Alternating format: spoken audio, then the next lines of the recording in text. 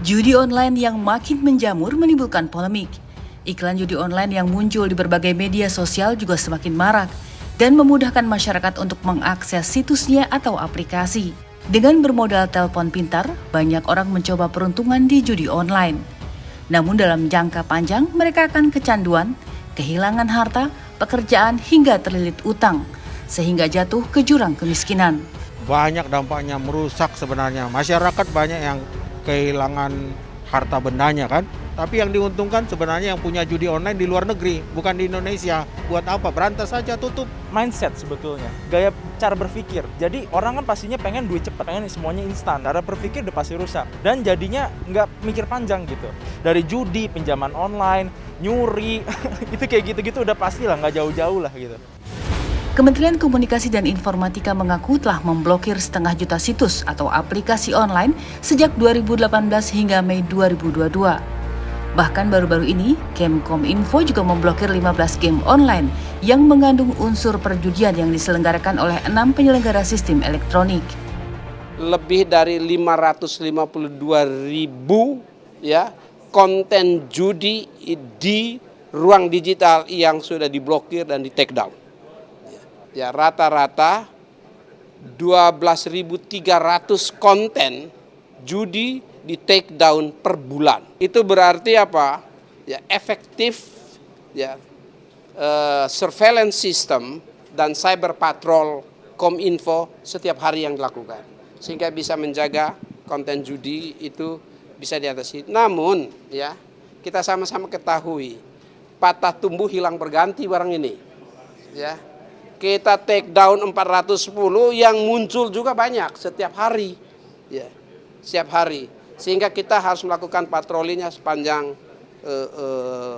24 jam full. Ya. Sehingga mudah-mudahan kita tetap selalu akan berusaha membersihkan sehingga ruang digital kita bisa dimanfaatkan untuk atau digunakan untuk hal-hal yang lebih bermanfaat bagi masyarakat. Namun, pemblokiran saja ternyata tidak mempan. Beragam situs dan aplikasi judi online muncul lagi dengan nama yang berbeda. Padahal aktivitas perjudian di Indonesia dilarang karena merugikan masyarakat dan melanggar norma agama. Lalu mengapa bisnis judi online terus merajalela dan sulit diberantas?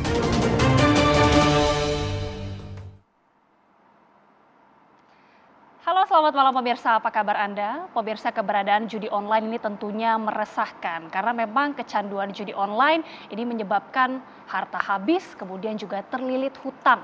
Nah, sebenarnya pemerintah ini sudah berupaya untuk memblokir sejumlah aplikasi dan juga situs, tapi lagi-lagi berbagai situs dan juga aplikasi ini kembali muncul di berbagai platform media sosial. Untuk itulah bersama saya Gita Mahlika di dalam Indonesia Business Forum, kita akan membahas bisnis online merajalela, mengapa sulit diberantas. Bersama saya sudah hadir dengan sejumlah narasumber, saya akan perkenalkan satu persatu. Pertama, bergabung secara virtual Bapak Samuel A. Pengarapan, Dirjen Aplikasi Informatika Kemenkominfo. Selamat malam, Pak Semi. Malam. Oke, nah juga bergabung di studio sudah ada Alphonse Tanujaya selaku pakar IT. Selamat malam, Pak Alphonse. Boleh sambil dipakai mic-nya Bapak? Oke. Dan juga sudah bergabung. Oke, selamat malam Bapak. Dan juga sudah bergabung, ini ada Yudi atau Mas Yudi yang merupakan korban judi online. Halo, selamat malam Mas.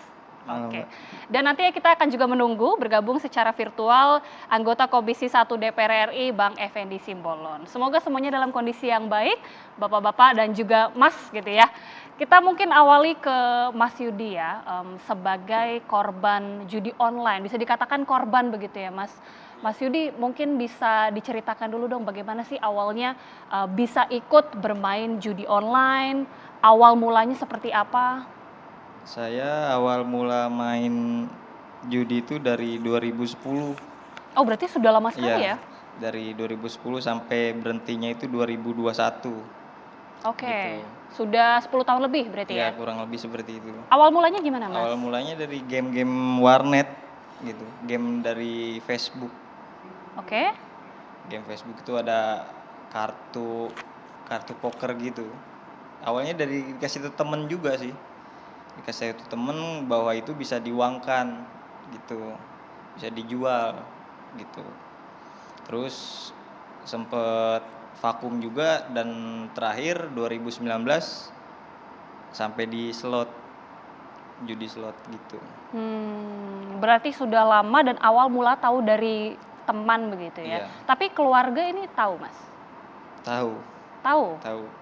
Oke, tapi maksudnya nggak ada upaya keluarga misalnya untuk melarang Ada, karena ada diomelin, dimarahin segala macem sampai mereka habis segala cara gitu. segala cara maksudnya gimana, Mas? Diomelin udah, dipukul udah gitu. Oke. Sempet mau diusir juga udah. Sepanjang Mas ini sudah 10 sampai 11 tahun ini, apakah ada yang untung atau semuanya rugi? Semua ya dibilang untung sih, menang sih ada, cuman kalau dihitung-hitung lebih banyak kalahnya. Lebih banyak kalahnya? Iya. Total kerugiannya berapa, Mas? 100 ada lebih 100. 100 juta? Iya, Wah, kalau di total. oke. Berarti besar sekali ya, Mas ya. Gimana kemudian upaya kemudian saat sudah semakin rugi itu dalam kurun waktu 11 tahun, totalnya 100 juta itu ya? Ya banda-banda, motor, mobil kejual semua. Sudah sampai menggadaikan, menjual begitu? Iya, Oke, sampai pinjam orang atau bagaimana waktu itu? pinjem orang, saudara, ke pinjaman online juga. Oke. Kenapa akhirnya sudah sampai rugi tapi meneruskan begitu ya? Apa memang karena dari hati penasaran, balas dendam gitu atau ketagihan? Awal-awalnya itu mungkin candu kali ya. Awalnya candu, cuman setelah kekalahan banyak itu kita udah nggak mikir candunya.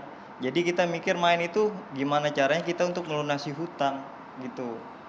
Oke. Jadi mungkin ya karena dari awal main itu kita dengan modal kecil itu didoktrin mungkin ya. Dengan kemenangan yang besar gitu. Didoktrin siapa, Mas? Maksudnya dipancing gitu. Gimana caranya nih kita buat ngelunasin hutang yang besar dengan modal yang kecil, ya mau nggak mau kita main lagi gitu. Mungkin awalnya nyandu tapi kebelakangan setelah rugi banyak ya mau nggak mau nih. Mungkin dengan cara ini kita menang lagi lah, baru kita buat ngelunasin hutang. Gitu. Awal mulanya tertarik coba-coba aja atau memang ada Coba-coba. kebutuhan sehingga mencoba peruntungan ke sana atau Nggak, motivasinya coba-coba apa? iseng gitu. Oh, iseng coba-coba, kemudian karena rugi itu ya akhirnya jatuhnya tambal sulam Iya, gitu ya. pernah ngerasain menang ngejual, iya untung dulu. Pernah menang lah. Pernah menang kemudian sudah merasakan enaknya coba-coba lagi. Iya. Dan ketika rugi penasaran terus dan untuk Akhirnya mau nggak mau menutupi kita gimana nih cari buat balikin hutang gitu. Ya udah main lagi gitu dengan modal yang kecil, siapa tahu kita dapat kemenangan besar baru bisa nutup hutang Ya. gitu. Yang ada malah makin terjerumus. mirip-mirip ya betul. Tadi Mas sempat mengatakan bahwa sempat sampai meminjam pinjol gitu ya. Berarti udah sampai berapa Mas waktu itu hutang di pinjol itu? Minjam sampai berapa? Jadi karena minjem di saudara udah, ke teman sudah gitu kan. Mentok nih saya mau main udah gimana gitu kan. Nyoba di Play Store dulu tahun 2017 kalau nggak salah gitu, iseng-iseng di Play Store ngetik pinjaman gitu, keluar dicoba gitu. Selang 2 minggu belum gajian, buka lagi aplikasi lagi, akhirnya kurang lebih 48 aplikasi. 48 pinjamannya. aplikasi sudah Iya. dicoba dan semuanya berutang ke 48 Iya. itu. Oh, Iya, oke. diteror. Sampai diteror segala ya Mas ya? Iya, nelpon gua. Berarti total dari 48 aplikasi sampai berapa juta itu Mas? Sampai 100 juta itu semuanya? Enggak, itu yang 100 juta utang di bank saya. Beda bank, itu satu bank itu 100 juta. Oke, jadi ada utang di bank juga ya? Berarti sudah sangat sedemikian menumpuk begitu ya Mas ya? Iya, saya juga berarti karena emang udah habis semuanya juga. Nah, itu apa yang kemudian akhirnya membuat Mas berhenti selain ya itu ya karena dari uang juga sudah tidak ada, tapi memang dari Karena istri hatinya gimana? karena ngeliat anak istri saya. Oke. Gitu. Mas pada saat maaf waktu 10 tahun yang lalu ini sudah berkeluarga juga? Belum. Boleh sambil didekatkan Mas? Belum. Oh, belum ya. Tapi kemudian sudah akhirnya berkeluarga, barulah kemudian semakin tersadar gitu ya Mas ya?